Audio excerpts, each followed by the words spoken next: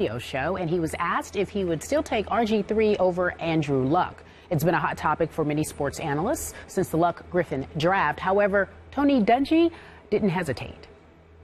I thought RG3 had a chance to be something very, very special with the same type of leadership, same type of arm, but that just amazing athletic ability. Now, after 2 knee injuries or a knee and an ankle, you know, not the stunning athlete anymore. And Andrew has just gotten better and better. And he is, believe me, he's going to be the next great quarterback in this league.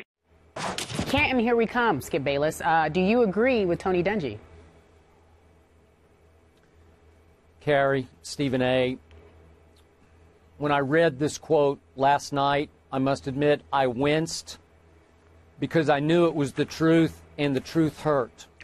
Obviously, I plunged before that draft, and I said Robert Griffin III would wind up being better than Andrew Luck. And during their rookie seasons, RG3 was better than Andrew Luck because he won Rookie of the Year. And yet, I must admit, I haven't seen that RG3 since that ill-fated home playoff game in which the Redskins jumped up 14-0 on the Seattle Seahawks, thanks in large part to RG3's legs and arm. And that was the end of it. The rest is pretty much history, and I fear that Robert Griffin will be history because, Stephen A., I often refer to the eye test. And my eyes keep telling me he isn't the same, and I fear he'll never be the same. It now looks like to me that Superman is playing with a sliver of kryptonite in each of his superhero socks that he wears. And it's dragging him down because he's not that stunning athlete that we all knew and some of us loved. And I cannot tell a lie. Coach Dungy, Stephen A., is dead on correct. No, that was tough for you, Skip Bayless.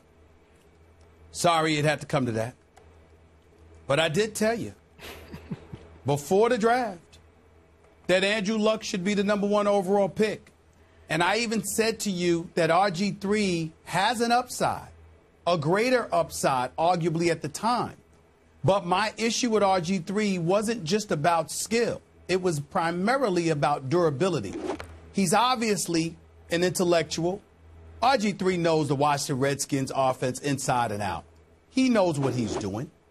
The indecisiveness, or whatever you want to call it, the hesitancy, the reluctance, is because of comfort in the pocket. And it's because he knows that physically he's limited compared to what he used to be. And that's what this comes down to. When you know that you are not what you were supposed to be and what you once were, health-wise, it has a profound effect and has a profound impact. And when you talk about durability in the sport of football, take a look at RG3's legs and then look at Andrew Luck's legs. The dude he's a big boy. He's a big boy. Andrew Luck can run with the football, but he's comfortable in the pocket. He's comfortable as a signal caller. He's comfortable with the requisite skills it requires to be an elite quarterback on the NFL level. He's not somebody that has electrifying skills that has to develop those fundamentals.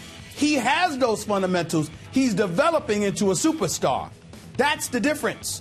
And this is what Andrew Luck has and what RG3 does not.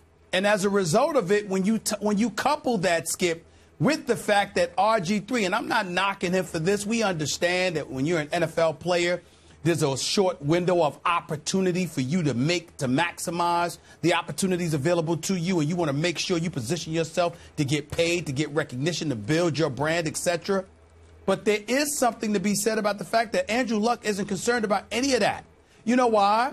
Because he's a football player, and the primary reason he's cool with just being a football player is that he knows he's going to be a great one. And he expects and anticipates being around for the long haul as opposed to having the attitude, I've got to make the most of my opportunities right now because who knows when it's going to come to an end. Neither is wrong for having their respective attitudes, but it's clear what works for a quarterback in the NFL. And it apparently works Luck's way instead of RG3s. And it's just that simple. You know, I tried to be humble when I started this topic. I tried to eat a little crow and be a little bit painfully honest here.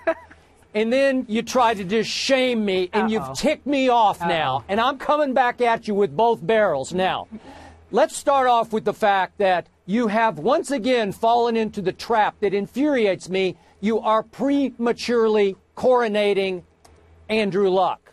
I'm sorry, I haven't seen it yet. You even said the other night off the Monday night game, you give him only a B, I gave him a C+. I'm not sold as Coach Dungy seems to be about he's the next great quarterback. He threw 7 interceptions in 2 playoff games last year. That's number one. Now, let's go back to RG3. Am I supposed to sit there as I watched him game after game at Baylor and say, oh, the NFL's going to break him in 2. He's too slender. He's too fragile. He had a knee injury when he was a sophomore at Baylor. Baloney! They all have injuries in college. I'm not going to swallow that from you. And I have a question for you. Oh, mystic guru that you are as you predict NFL drafts. Question. Who's the greatest quarterback ever? Is it not Joe Montana? Would you give me that? Joe Montana, greatest quarterback ever? Okay. Yep. Compare the body of Joe Montana, the physique of Joe Montana as he came out of Notre Dame with the physique of one RG3 as he came out of Baylor. They're the same guy. They're built exact. They're long and slender. Joe Montana, slender dude, ballet dancer in the pocket. And listen, in his first 3 years, he could run a little bit. He couldn't run like RG3, but he could flat out run. So tell me how Joe Montana survived. There's a lot of luck involved here, so to speak, Andrew. But in my case, I could not predict that RG3 was going to get hurt as badly as he got hurt at the end of his rookie year, and he never bounced back. He had some psychological and emotional issues that we talked about, as I thought he got a little too full of himself as the leader of the Washington Redskins in Washington, D.C. But don't tell me that you saw it coming that he couldn't last in the NFL. Well, I'm not saying that he can't last. I think RG3 can still last, and I think that he can end up having a productive career. I just don't think he'll ever be as good as Andrew Luck. That's number one. Number two, there's a difference, Skip Bayless, between being an athletic runner who plays quarterback and a quarterback who happens to know how to run. That would have been Joe Montana. Joe Montana wasn't a speedster. He wasn't the greatest athlete in the world, but like you said, he could dance in the pocket. Not tap dance, but dance in the pocket.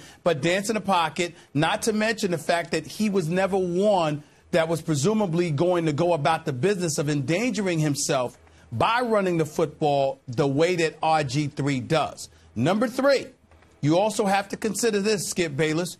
Andrew Luck, I'm going to say this again.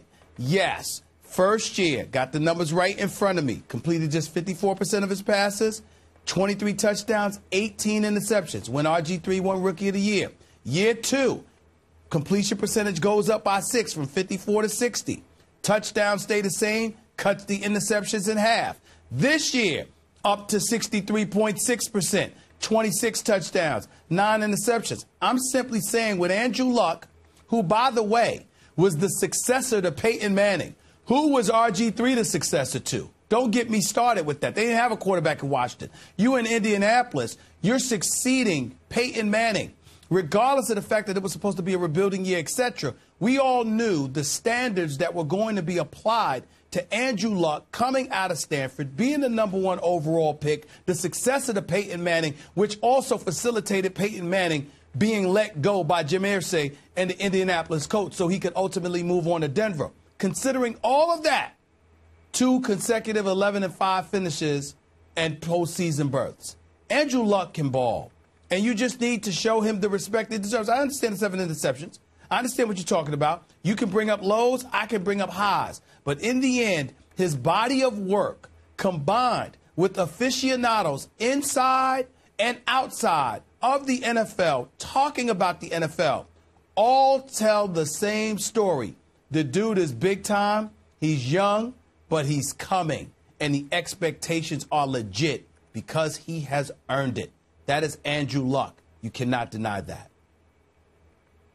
Okay, I agree he is coming, but he is a long, long way from there, in my view. And I just get a little tired of people saying, oh, he's a cinch Hall of Famer. I don't know that. I need to see a whole lot more from Andrew Luck in the postseason. And here's where you're wrong. I believe you're measuring him against the Peyton Mannings, against the Tom Bradys, against a Drew Brees or an Andrew Luck. Those are the elite crop of the NFL. Take away those guys, and who does not Andrew Luck compare to? Andrew Luck there are 32 teams in the NFL. Andrew Luck is easily top 7. Easily top 7. And he's in his 3rd year in the league. What's the problem? I don't understand. You can go Hall of Fame or whatever you want to. The brother can play.